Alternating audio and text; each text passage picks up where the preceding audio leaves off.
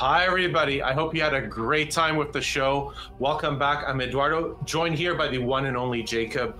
Jacob, actually, if you could introduce yourself to our lovely audience. Well, they saw me yesterday. My name is Jacob Navok. I'm the CEO here at Genvid.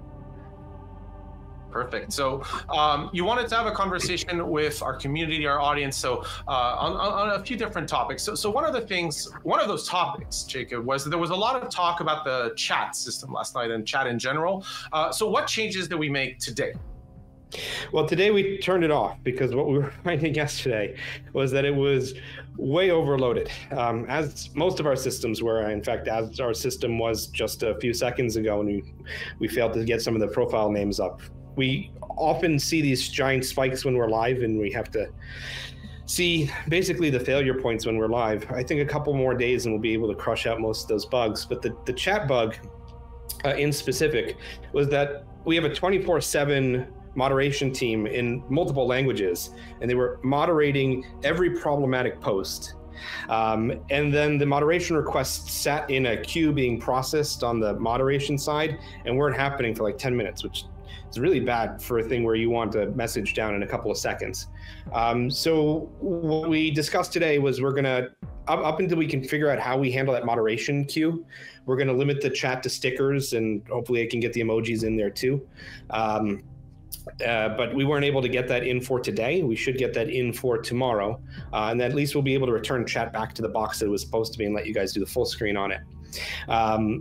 Once we're back there, we're going to again work on the moderation. We had not just issues with removing posts and removing users, but we have this entire filtering system, and the filtering system was breaking in really weird ways. So like words that I put into the block list myself, or I confirmed myself that we're in the block list, we're still going through, and words that we didn't put in the block list were not going through, which is very confusing. But when you start to use some of these AI filtering systems, you run into trouble. I think we've seen historically that those AI filtering systems don't always do well. So we're going to probably move a lot of that more toward a standard blacklist. The problem with the standard blacklist, and the reason that we went with the AI filtering system, was that you could write a bad word and then put a space between it or multiple spaces between it, and the point of the AI filter was supposed to prevent that from happening, and clearly didn't. So it's not an easy problem to solve. We are going to keep working at it, as I said, tonight off, but hopefully back from tomorrow.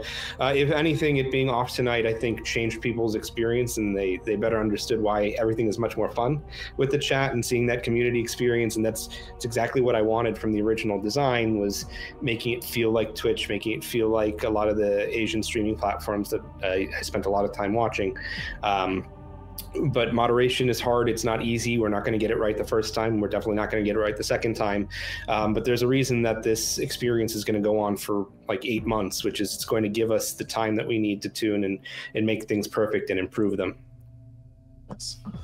Thank you so much for addressing that. And one of the other big topics you wanted to address, and what we got a lot of feedback on, was monetization. So the question here is, if you could describe to the audience the intent behind the way Silent Hill Ascension is monetized, the feedback we received, and how we're planning to address that feedback. So we're listening to everything and we're reading every article. I mean, the community feedback is very well heard. It's the reason that we adjusted the chat tonight. Let me start with the intent behind the monetization scheme. So first of all, as you saw yesterday, a lot of the team is ex-Telltale, right? And so the team is very focused on storytelling and creating cinematics and animations. And you saw another about 10 minutes of cinematics tonight. We have that every night. We have that every night for the whole first part of the season, and then we're going to be doing our pseudo new game plus, the what if to unlock the other branches later, so you'll be able to see the rest of the content. But that's like 16 to 20 hours of cinematics. It's like 8 to 10 full Silent Hill movies worth of content. That's a lot of cinematics to do. So that's what we've been working on. That's multiple Telltale games worth of cinematics that we're going to be releasing, and the team that's working on that is doing God's work, right? So as a company, what our focus has been is create great cinematics and then make sure that that's as widely accessible as possible. So the app is free. The cinematics are not locked behind any paywalls, that as many people can access it as possible. And you saw a PlayStation blog today where they're going to be announcing a 24-hour exclusivity window on the full episodes that the community is designing. I can talk more about that in a moment, but we're going to be releasing it on PlayStation. We're about to release or announce another major streaming platforms that's going to be covering those episodes as well. And so the goal is to get tens of millions of people to be watching this content for free. We're going to be, letting people remix it and put it on TikTok, on YouTube, etc. You can't go and co-stream a Netflix series. They'll give you a takedown notice, right? They make their money off of those subscriptions. That's not what we're trying to do here. Again, the intent from everything was make the things that you can watch as free as possible. That's never been done in this industry. It's incredibly kind of generous and strange.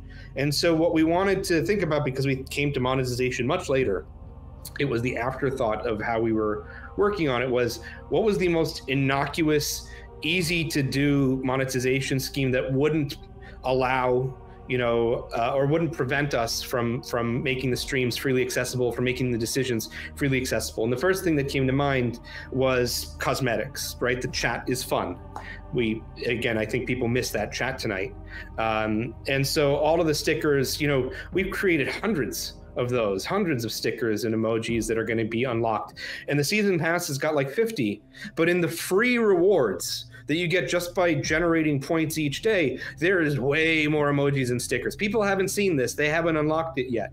There are a massive number of free rewards that you're going to get to make your chat personalized and make your avatar personalized and everything else. And again, your avatar is the way in which you represent yourself in the chat. So again, all of that is completely free.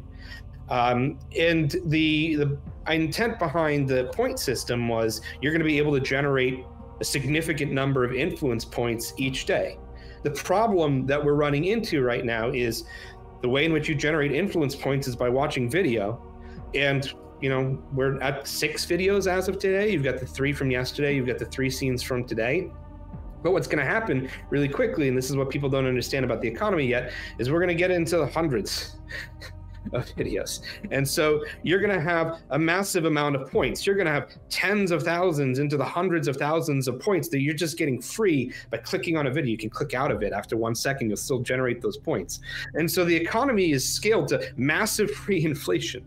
And you're not seeing that yet because we're in day 1. The other places you're going to be able to generate influence points are through the goals. Just log in each day, solve a puzzle each day, right? Those are changing every day, but those are going to generate hundreds of points for you each day, plus the puzzles themselves. So there are 2 free puzzles every single day.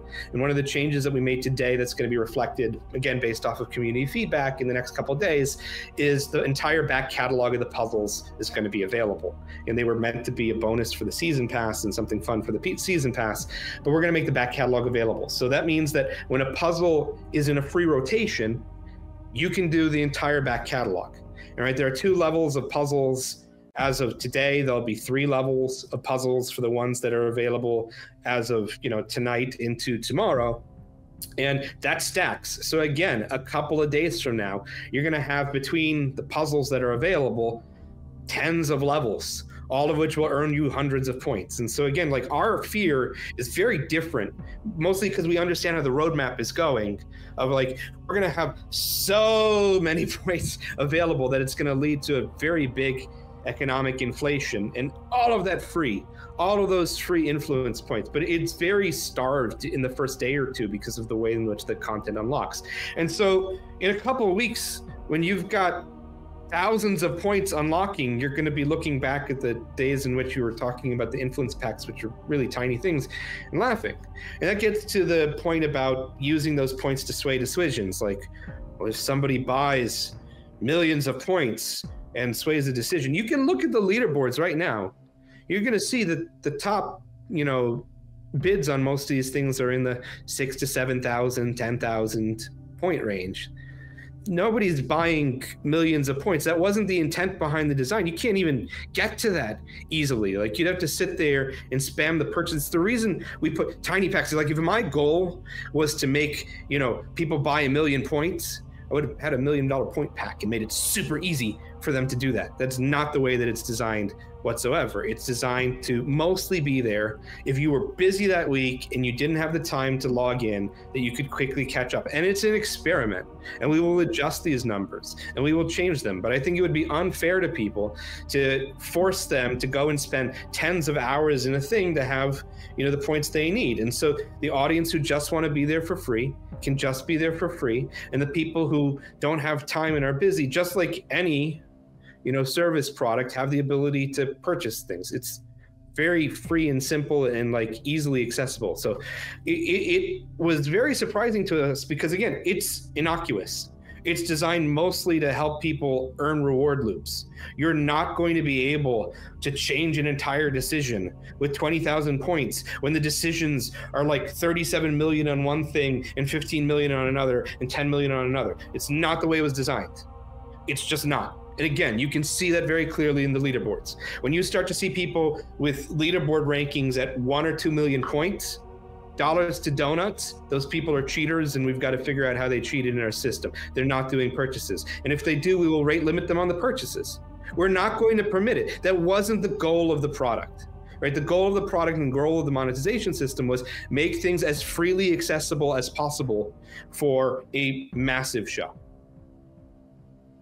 Thank you very much for those explanations. And for sure, in Silent Hill Ascension, community is part of the product. And the references you mentioned right here, Jacob, a lot of those elements like Twitch and talking about the community affecting things, how it's not one person kind of swaying the decision. It's a lot of people. When you see those leaderboards, that's true, right? It's massive amounts of points, but the leader, not so much relatively. So now, community is everything. And the feedback is shaping the experience. Like, we're talking to you after very little, fundamentally not so much time has passed. So how do we actually look at that feedback, and how are we looking at the feedback, Jacob, in the sense of trying to shape the experience that the community out there, you, the audience at home, get to see? Yeah, we're taking it all in. As I said, we're making a change to puzzles today. We're making a change to chat today. We're going to continue to adjust and tweak all of the points that we're generating. So you'll start to generate more points for free through the login and the goals and the other systems. We have an entire plan and roadmap on how to do that. So we're taking it all in. My request back to the fan base is, we're taking your feedback. We will make those adjustments. Please don't assume like cynicism on our part. The people who have been working on this project, including you, Eduardo, have been working on this for years, right? It's a lot of ex-Telltale people. It's a lot of people who worked in animation and Pixar studios. These people have spent years of their life to create a television show that they're incredibly proud of. And again, if I wanted to just make money, I would have sold a $60 package disc or done $1 million IP pack. That's not the goal. The goal was to do as much as free as possible and learn from it and improve our other products. We're still a very young company. We are still learning. Most of the people who worked on this project were only doing DLC projects before, like fixed price package. We don't have deep experience in monetization. We are not great at it yet. We admit this. We will improve and fix it. But again, like the idea that we're here to scam or be scummy is just absurd. There is not a single conversation ever inside the company where it's like, how can we do as much as possible as grab money from people? Never. You can search our entire Slack records, you can search all of our different conversations. You can prove to that yourself, Eduardo. We never did that. And it's never been a discussion with any of our partners, right? The discussion always came back to, how do we make this as freely accessible and easy to do as possible? We'll continue to take in that feedback and make more free points available to everyone, because we want to get them engaged. We want to get them earning rewards. We want to learn, right? We've done a couple of projects in the past. We've learned from those projects. We're learning from this one. We'll get it better and we'll improve. And we've got many, many months to do that. No, and thank you so much. And again, I know that some of the people watching us are watching in the form of, transformed content on different streaming platforms, on Twitch, because you're with your communities. But we want you to feel at home here. Trust me, as Jacob was saying, I myself am constantly in discussions with the rest of my colleagues all the time. Like, how can we improve the experience? How can we make sure that today's live is good for the people watching it? How can we make sure that tomorrow's live is better? And that was a big change. The puzzle's changing. I know Noah and who was before, was gushing about them actually as we were preparing. She was playing them while waiting for the show to start, actually, which is kind of funny. I mean, the puzzles are very simple. There's a lot more variety coming in them. There's a lot more different kinds. We're launching with a couple again, and we're learning and we're improving. We're changing it over the course of the experience. But it's the same thing with bugs, right? You're always very buggy at launch, and you're very buggy when you scale to millions of people inside of a launch. And so we experienced massive spikes yesterday that up until you get the spike, you don't see where your rate limit is or your bottleneck is. And then you've got to get into live data. Literally, as the experience was happening just now, we were looking at yet another spike that was breaking the bidding services. It's like, okay, we're now rate limited in this thing. Oh, this is the number that we have to change to make it work for tomorrow. You won't find these things up until you do it live and you hit that scale. There's very few products that are hitting the scale as we did. Most of them had the opportunity to kind of slow burn and mature. We can't slow burn the story. If we went and we just like open beta tested the story, we'd burn the entire story by the time we were done with the beta test. So we have to do it live, as it were, and learn live. And there were a whole bunch more bugs tonight with video players not reconnecting and phones getting into spirals, and we'll fix that. Like, we're seeing the data, we're seeing the errors, we'll fix it, and it'll be better tomorrow and better tomorrow and better the day after. That's the way that a lot of these products will work, and we're absolutely going to get there because we want people to have the best experience that they can. Again, like the team's focus is make a fun show to watch, make a fun community, have people interact and engage with that community. And we need people to respond back to us in positive ways and assume positive things from us, because there is no conversation happening among these people who have come from Telltale and Ubisoft and Behavior and others in any other shape or form beyond that. Right? These are all people who joined this company and work with us as partners because they believe in the mission, they believe in having a great experience. They're there working hard because they love making the content and nothing else. And actually, one of the highlights I want to point out is how global our development team is, as much as our audience is at home. Yeah, absolutely. I mean, we've got dev teams around the world, right? We have teams working with us, Streamline at Malaysia, our Japan team, Konami, of course, in Japan. We've got teams in Montreal. We've got teams in the West Coast. We've got people in Europe as well. And so we're there. We're global. We're working incredibly hard. And, you know, we're very sympathetic to a lot of the community requirements and desires and the need to be global. But we ask for patience because nobody's ever done this before, and it's incredibly hard.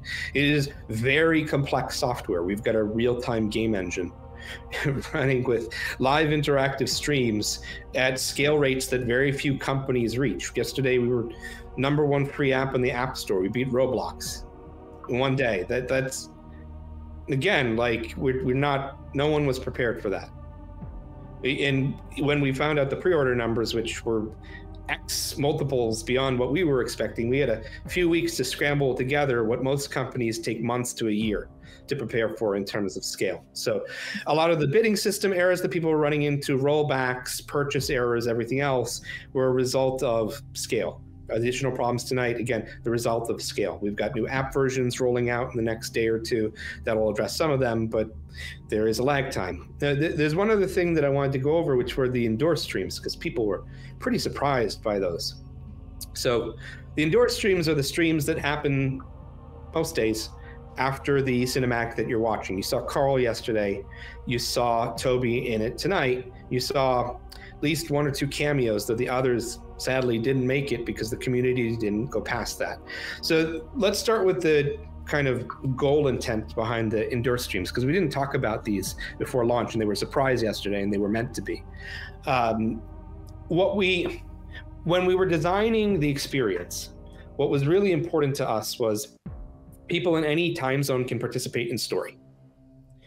And in order to allow people in any time zone to participate in story, we had to make every story segment available asynchronously to make it fair for decisions. And 2, every video on demand available soon after the live stream. And like, people were asking whether those branches were real last night or not.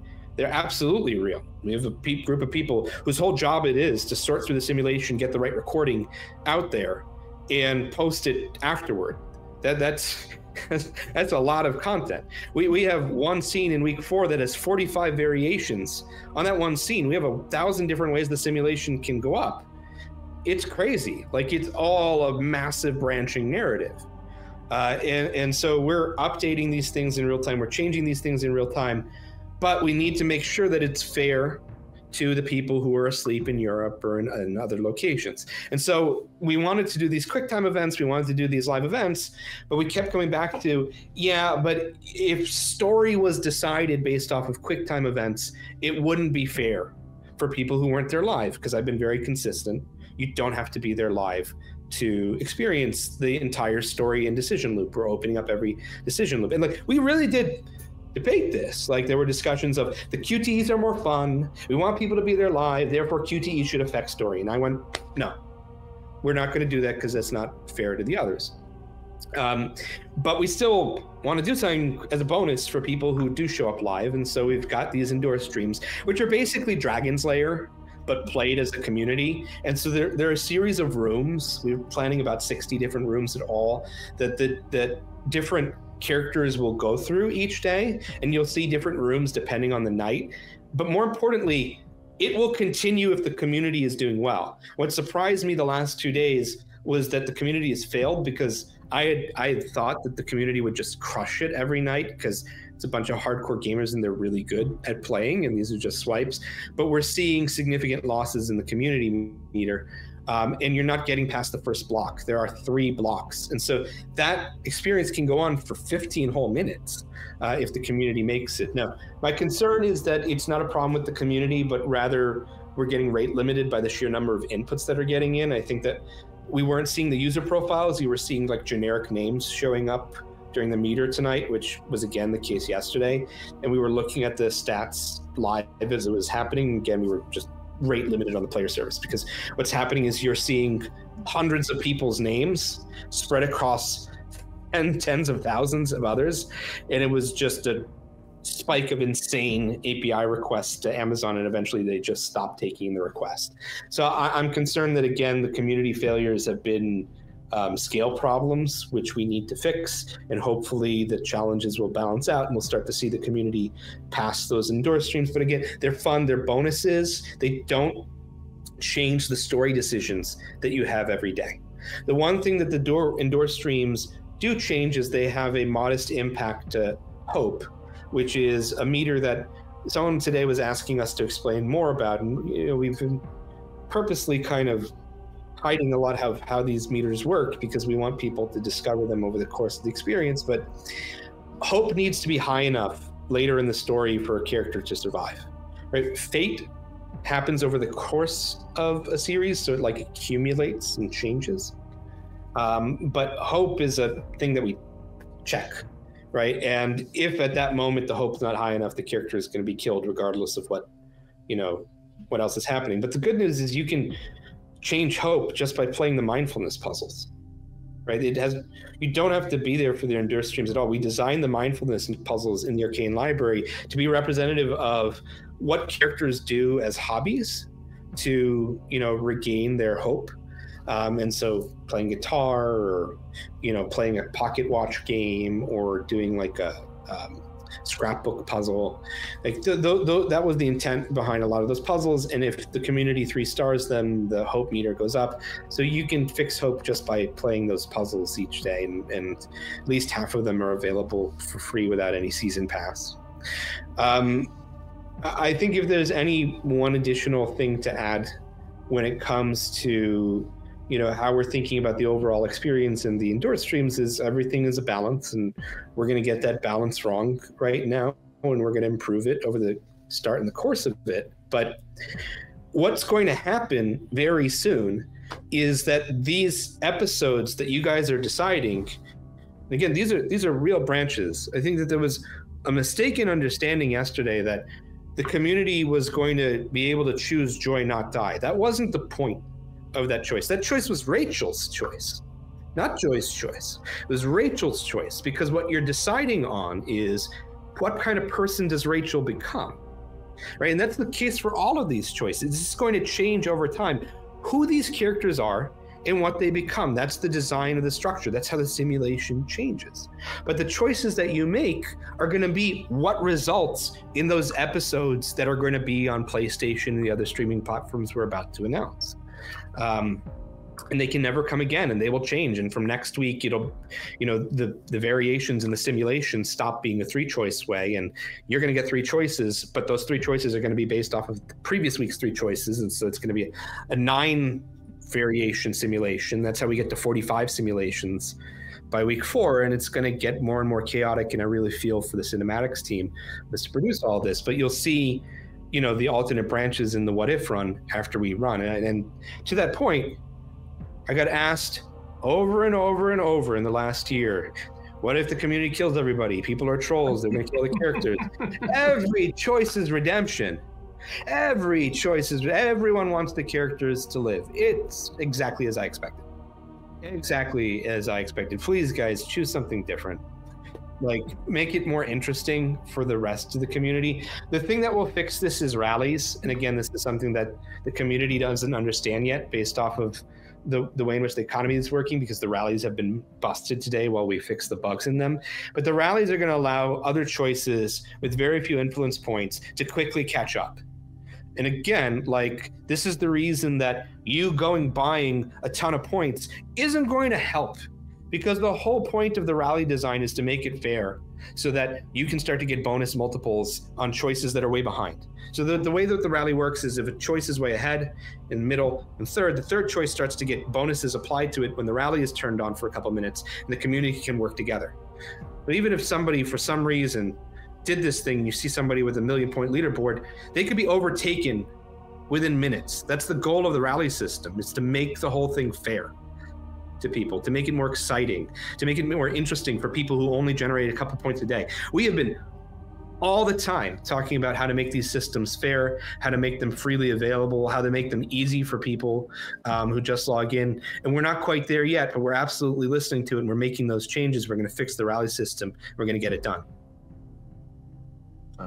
I think that's a lot for the audience at home. There's a lot on the systems they may not have been aware we've put into place. There's a lot of systems that we're planning to that we've improved hopefully already, and that we're planning to improve.